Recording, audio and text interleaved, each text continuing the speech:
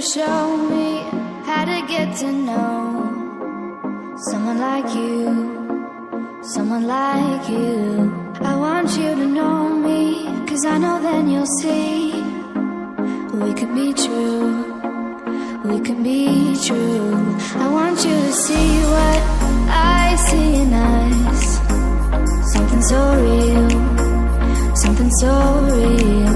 I want you to see that this is a love that we both feel, that we both feel.